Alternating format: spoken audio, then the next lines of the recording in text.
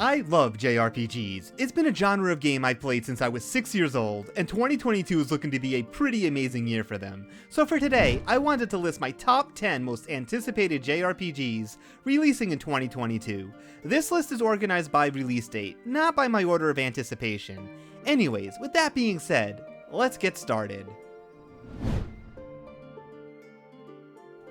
RPGolf Legends is a charming looking game with a great pixel art style. As you might expect from a game with golf in its title, there will be golfing.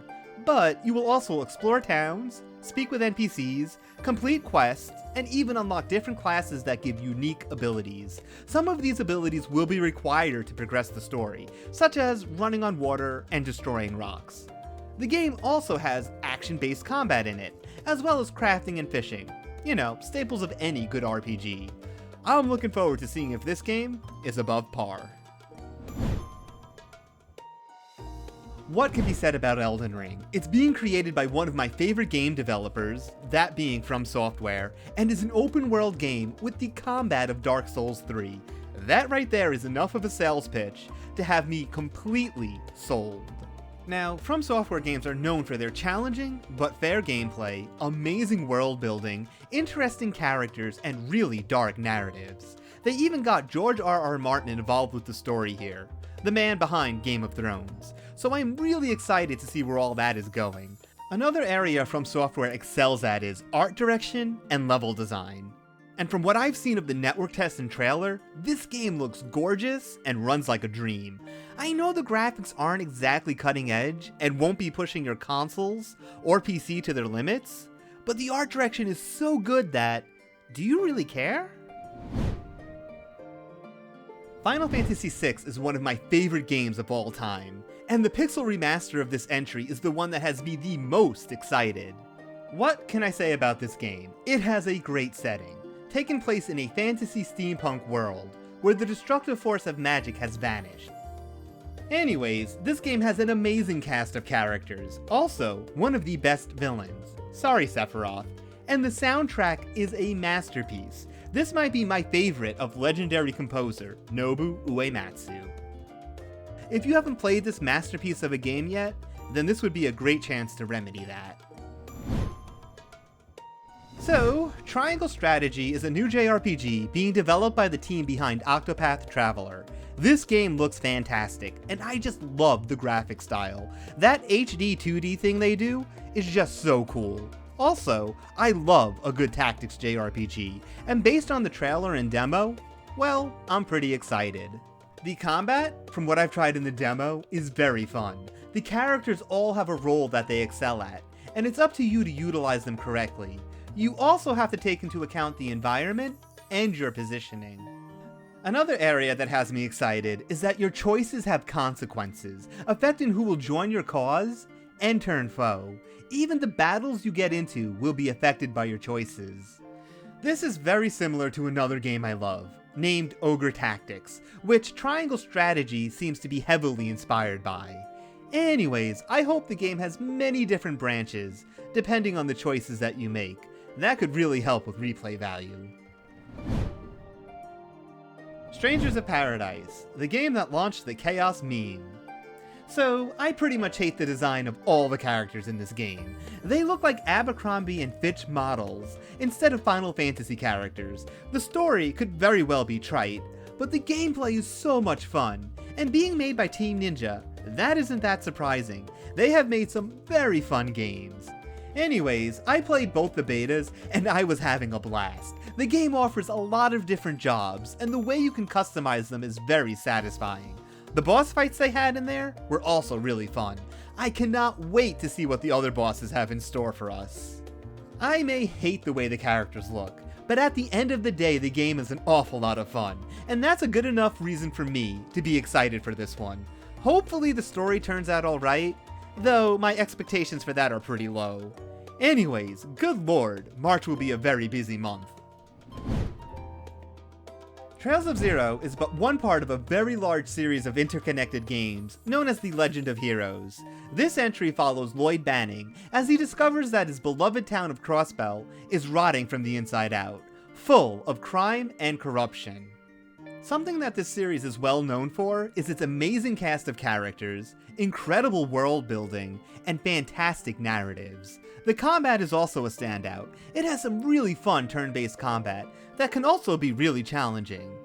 So, I played all of the entries in Cold Steel and Trail in the Skies, and they were a fantastic time.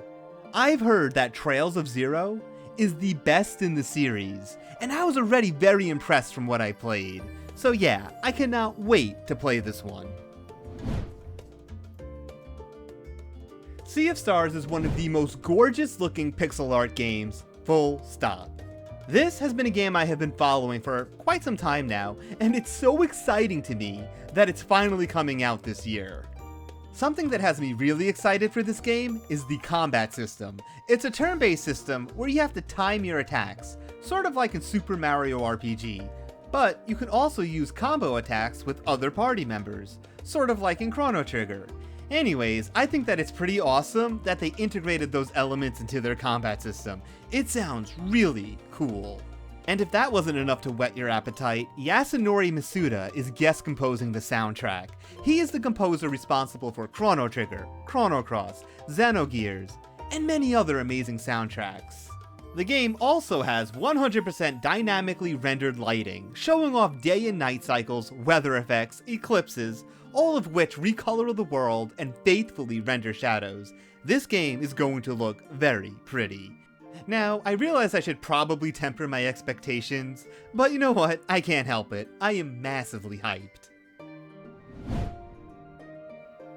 Star Ocean: The Divine Force was a surprising game announcement from last year. I have quite the history with the Star Ocean games. I really loved Star Ocean 2 and 3, but the games that have come out since haven't really hooked me in the same way. Despite that, it's still a series I enjoy, and I am looking forward to this one. It looks like it's going to be the classic Star Ocean formula. You know, a character crash lands on an unfamiliar planet and has to figure out a way to get off of it. And in doing so, we'll meet a variety of interesting characters that will help along the way.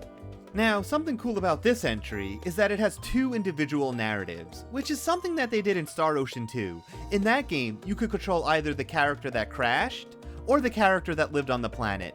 I am wondering if it will be a similar choice in this game as well. They did say they were individual narratives, so I do wonder, how different will they actually be? Also, the exploration looks like a lot of fun, with huge open spaces for us to be able to spread our wings and fly, which is a bit literal, since in the trailer, we basically see the characters flying around. Combat has always been a strong asset of Star Ocean, so I have no doubt that the combat will be fun. It's an action JRPG combat system, so if you played Tales of Arise, you probably know what to expect. Oh yeah, I am very much looking forward to Eiyuden Chronicles 100 Heroes, the Suikoden-inspired JRPG coming out sometime in 2023. This, however, is Eiyuden Chronicles Rising, a side game being released later this year. It was a stretch goal that was met on Kickstarter, and Rising is going to be a town-building action JRPG set in the same world as 100 Heroes. In Rising, we will meet various characters from the main game and, get to know them before the big war breaks out. The combat looks like a lot of fun, with a party of characters that you can switch out on the fly for some awesome looking combos. What's more, it's coming to Game Pass according to the website, so that is pretty amazing. Not much else to say about this one. It looks like a lot of fun, and the fact that it's coming to Game Pass means it's impossible for me not to play. Granblue Fantasy Relink is a game that I have been following for what feels like years, and now we finally have a targeted release date of sometime in 2022. The game looks gorgeous, with party-based action combat and a world that just looks amazing. No idea if it's going to be open world, but regardless, it looks great. According to the website, it takes place on islands in the sky, which sounds freaking awesome. That gives me some serious Skies of Arcadia vibes. The other thing that has me really interested is that the game features online co-op, where you can join up with 3 other players to take on big bosses, and that just sounds really fun. Gives me some God Eater 3/Monster Hunter vibes, which is not a bad thing. Anyways, there really isn't too much known about the game, but with its release date for this year, I am sure that will be changing soon enough. So that was my list of the top 10 JRPGs that I am really looking forward to in 2022. What are the 10 JRPGs you are most looking forward to this year? Was it similar to my list? Let me know down in the comments. Thank you so much for watching, take care, and have a great day.